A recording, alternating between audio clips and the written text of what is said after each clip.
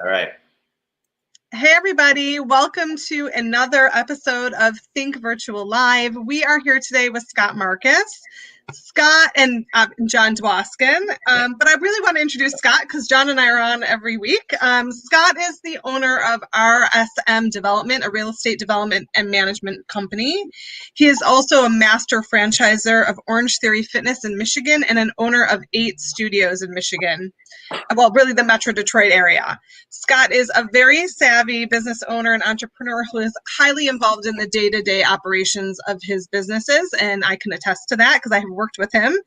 And I just really want to thank you for being on, Scott. But in full disclosure, I wanted to let everybody who's listening know that you have been my boss at OrangeTheory for 5 years, the past 5 years, and when I in the role of regional director of sales and operations, and I'm currently on a leave of absence from OrangeTheory, but you've been an incredible mentor to me and has helped me grow in my professional world. So thank you, and thank you for taking the time today for being on. I appreciate it. And John, just too.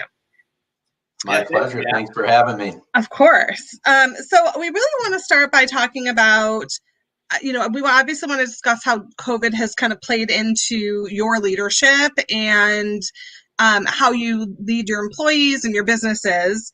And so we kind of will start there. So my first question to you is, how do you feel like things have changed for you in your leadership style with your employees, with your partners? And I guess what advice do you have for people right now who are operating multiple businesses and needing to kind of manage everything in a time of flux?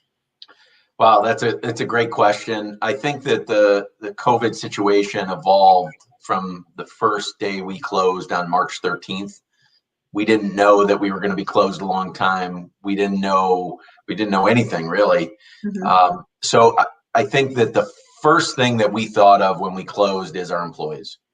What do we do with our employees? How do we keep our employees? How do we take care of our employees? And that was before the federal government had stepped in with any subsidy for unemployment. So we actually we continued to pay our employees for, I believe it was about 2 weeks after we closed. So we had no revenue. We froze all our members and we continued to pay our staff. Once we realized that this was going to be a long process, we did put everybody on furlough at that point and continued to pay their health care. And that was really important to us. So I think the first thing really to focus on is the employees, and then a plan to build the business back up. And in our business, clearly fitness was hit hard. People may or may not be ready to come back to a fitness facility where there's other people. So business is down. And we need to create a situation and an atmosphere that's safe for people and still provide that community atmosphere and still a great workout. So with the help of our franchise out of Florida and the 1,200 locations that we have domestically, that's really what was created, is a safe protocol that allowed for 6 feet social distancing, tremendous safety protocols throughout, cleaning at night, cleaning in between classes, temperature checks, a very elaborate heating and cooling system that provides a lot of fresh air for the facility. So we really just focused on, okay, what can we control, and go ahead, modify everything that we can control and move forward. Yeah. It's probably the safest time to actually go to a gym and work out. It's probably the safest time to fly because all of the protocols, I mean, I can't tell you how many times I've worked out at a gym or go to a meeting at a company and the person has 102 fever in the meeting. They say, I just didn't want to miss work, or they're working out next to you. So some of these things I hope they stick. I hope taking temperatures actually stick so people actually know they have to come to work and to a gym, healthy. And I just want to say this too, OrangeTheory is an unbelievable workout. I just want to kind of put that in the room for a second. But I want to go back, Scott. I want to kind of rewind a little bit and talk to you as, and just kind of really kind of dive into you, the entrepreneur. You are, you're a big commercial real estate person, entrepreneur. But also I remember, God, I don't even know how many years ago it was, probably 10 plus years ago. We ran into each other and there was an ad and you're like, hey, I'm bringing this thing called OrangeTheory to Michigan. And I said, Scott, what's OrangeTheory? And, there was all of these emails going out and you were telling me all about it. And I just want to kind of talk about, what you saw in OrangeTheory to bring it to Michigan, because I think a lot of people maybe would think it, maybe would feel it, maybe would see the opportunity, but they don't pull the trigger. And so bridge that for, everybody who's listening. Yeah, I think two important things that occurred. One is that I found the brand, my wife and I found the brand years and years ago in Fort Lauderdale, even before it was OrangeTheory. It was called Ellen's Ultimate Fitness, which is the founder's original fitness facility. We just went for fun and had the workout, loved the workout. And then we came across it in Phoenix. It was store number 3, actually. And at that point, I had thought about, well, it'd be cool to bring to Michigan, but nothing works in Michigan, so we can't do that. And so after about a year of following the brand, decided to pull the trigger. But I think that the big thing is I had always looked at concepts just for fun. I had always investigated them. I looked at things and thought of things and called on things. And just when I experienced it as a consumer, would always think of it from a business perspective and whether or not I thought it was a winner. And what that did, I didn't realize it at the time, but what that did is allowed me to see something that was going to work when I saw it. So when I saw OrangeTheory, I knew it because I'd seen so many other concepts come and go, whether it's fitness or others. And I could see the writing on the wall that this one was different. And really, when I did it, it was for fun. It was because I loved the workout and I wanted the workout to be in Michigan. And I knew that if someone else did it, it would kill me. It would absolutely kill me if someone else brought this concept here. So that's what we did. So, but originally, and it is a good lesson, I think, to do things not always for the money or for the business, but just because you like the concept and you think the concept will work and you personally enjoy it. And so we've been doing it a long time now, I think 7 years, 8 years, and it's never felt like a business because it's fun and I enjoy the workout and I still go 3 to 5 days a week. It's great. So you made a great decision, but it was a risky one for you at the time. But you've also made other decisions, that have worked out well in your life, I feel like, as far as business. And so I guess I wonder, what types of traits do you feel like Scott Marcus has that you can kind of, RSM Development, a successful development company, management company, you had been an attorney before, getting up the courage to make leaps, to take risks. What do you feel like are the traits that you have that have made you successful and make those decisions that maybe other people, maybe other people have taken risks and they haven't panned out, but for you, it seems like things have really worked well and you've made great choices in your life.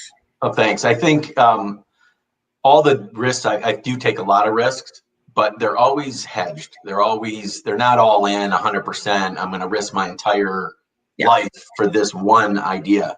When I did OrangeTheory, it was a lot of money and it was, there was no debt. It was just cash. And, but I also still had my real estate business. And so having built up the real estate business allowed me to then go do other things. And so I think to answer your question, I know this it might sound a little cheesy, but I got this trait from my grandmother. My grandmother was a single mother of 3 kids in the 40s, 50s, 60s, and worked on her own selling trinkets, keychains and whatnot to General Motors and Chrysler. And that's what she did. She would go to the tech center and this lady, and she worked till in her late 70s. And so I'm pretty sure, and she liked the racetrack, which is probably, I got that trait too, but she was a business person and she was a go-getter. And I think that I got that trait at a really young age. And started a videotaping business when I was 15 years old, videotaping weddings and bar mitzvahs, and really built that up to the point that I was every weekend I was working in high school and in college and even through law school. So it's always been in my DNA. I think law school, even when I was in law school and even when I went to work at a law firm, the lawyers knew that I wasn't going to be there long because I kept asking questions about the client and about the client's business and really didn't care about the lawyer's side. And then the real estate development business has been great. It's been 20 years doing that, and it's evolved too. The business has evolved, the tenants have evolved, the type of real estate that we do has evolved, and it took time. And so OrangeTheory was just another sort of piece to the puzzle, and we're not done. We're gonna do some more concepts here in the wellness field, and think that wellness is here to stay, especially after COVID. So we're gonna keep going and work on another concept. Love it. I do think that there's another theme besides for being a go-getter and learning that. I think that there is a it's not a fake it till you make it, because you're a very smart person, but at 15 years old, what do you know about videography that you think that you can go in with people who have been in the business for 15 years and are adults and trying to make a living at it? But there's a sense of, I feel like, a confidence in, I'm just going to figure this out. I'm going to scrap it by until, and correct me if I'm wrong, but I also, for the people that are listening, like, I feel like that's a trait too, being able to have confidence in yourself, even in things that you're not 100% sure about. Yeah, and you educate yourself. You have to become an expert at whatever it is, and that's why you had mentioned early on that I'm involved, and that is one of the things that I have to do. Whatever it is, I have to dive in. I got to be in there. I got to work the computer. I got to work with members. Maybe not all the time, but in the beginning, I have to understand and be able to live every aspect of the business to then be able to operate it. Sure. And so I'm not and someone just posted, I did take the video. Gail, it wasn't 1984 for Durfee reunion, but I absolutely, 1984, right. 100% I did, Gail. Right. And I remember that. That was actually a very fun event. I remember that. It's very funny. That's awesome. That's awesome. Thanks, Gail, for posting that. That's awesome. Hey, Scott, I have a question for you. I want to talk about the entrepreneur today, right? So kind of the world, I don't know if it did change, but I think it also accelerated things that were also in motion, right? You look at pre-COVID studies that by the year 2030, 85% of the jobs that exist do not exist today. By the year 2025, pre-COVID, 75% of the global workforce will be millennials. That doesn't even include Gen Zs, like our children, which I did. I need to say I had your son on the show in his bagel business, and he was incredible. By the year 2027, pre-COVID, they say that 50% of the global workforce or workforce in the United States will be freelancers. COVID, I think, accelerated all of that. And so my question to you as an entrepreneur who is talking about hustle, who's talking about grit, who's talking about discipline, I think there's going to be another level of adaptability, pivoting, being nimble, and being resilient in today's entrepreneur. So what does today's entrepreneur have to do a little bit differently than yesterday's entrepreneur? I think first is you can't freak out. You can't hide. You can't hide. And this is the reality that we have. Right. We can choose to play with the cards we're dealt or complain and hide and wait. But the business is going to keep going. Other people are going to still be going to work and run their business. So that's, to me, the first thing is just continue to move forward. It is not going to be easy to identify the opportunities at this point with COVID. We think in the office business, we own a lot of office buildings, and we believe that they're not leaving. They'll still be an office platform. People will still have offices. They may not go in all the time now because the online platforms are available, but we're hearing pretty consistently from business owners that they do not want to be 100% virtual. They still want meetings. They still want in-person meetings with their clients. And a lot of people are missing that. They don't feel like they're able to build a relationship with a customer or their employees over Zoom. So from the office perspective, that's good news. From tenancy, we've had tenants that have their leases coming for renewal, and they don't know what to do. So they're renewing for a year. They're not downsizing. They're not terminating. They're just saying, you know what, let's give it a year. Let's figure it out. Let's extend.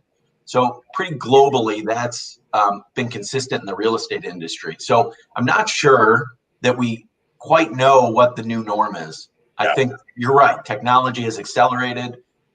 Everybody knows how to use Zoom. I'm just not so sure that Zoom is a full replacement for a relationship, whether it's with your employees, customers, whomever. And it's easy to have a Zoom conversation with an employee that you've had for 5 years. Try having a Zoom call with someone that you just hired yesterday and get to know that person. Yeah. So from my selfish office perspective in the real estate industry, I hope that Zoom is just a tool and not a replacement. Yeah. I'd like to get back to the boys for a minute, your bagel boys. Scott has 2 sons, and entrepreneurship runs in the family. And I know that we've had multiple conversations on what you've done in order to mentor them and what you haven't done. And so this is part parenting question, part mentoring question. Your sons come to you with an idea, and what have you done for them? And I know that they've been successful in their bagel business. And if anybody, I'll plug it. What is it? Bagel Boys? BagelBoysDeliveryService.com. BagelBoysDeliveryService.com. So tell me a little bit about how you've managed the parenting aspect and the mentoring aspect of that for them, or have they not even come to you? And did they not want your input? Well, it's a good question. But first, the parenting side, I don't get any credit because that's really my wife who is the hero there. To Dana too. That's right. We should have Dana on the show. I think early on, they always had ideas, and which was great. So we could always talk about this idea or this invention or this business. And so we've always talked about it. It's always been kind of a topic. And as they got older, they really dug into thinking, hey, what could we do? And this was pre-COVID. A lot of kids started things during COVID, which is great. This had actually happened before COVID. And when they came up with the bagel business idea, there is a balance of doing it for them and then giving them advice along the way. And so with the bagel business, I help them a little bit with introductions, relationships, where they get their bagels and the wholesale purchases they made, setting up some things technology-wise, Constant Contact, QuickBooks, things like that. But really, since that, they've run with it, and it's been a balance of allowing them to make some mistakes along the way, but then they also stop in when they have a question.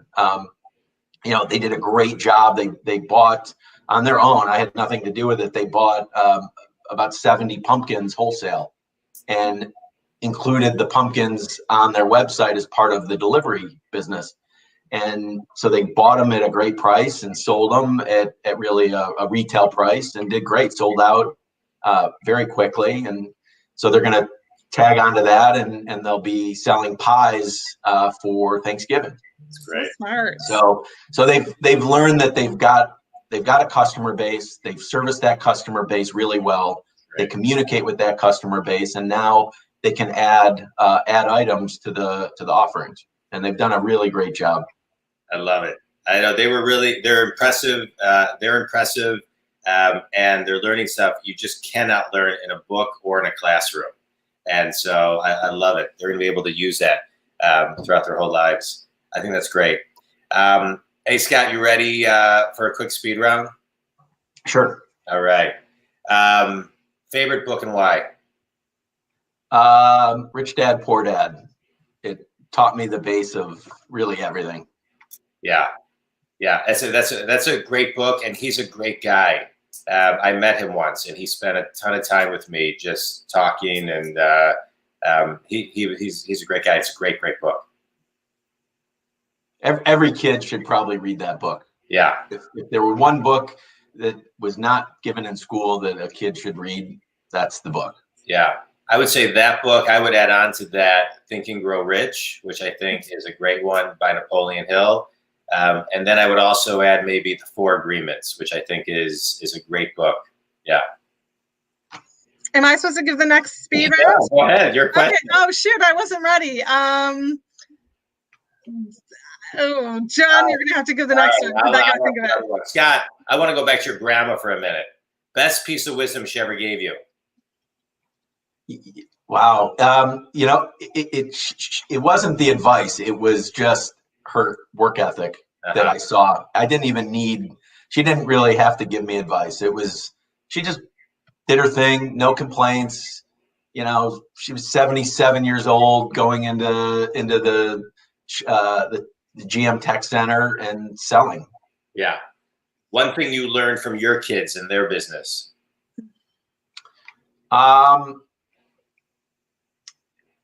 It's another good question. Technology can really help out. Yeah. I got it.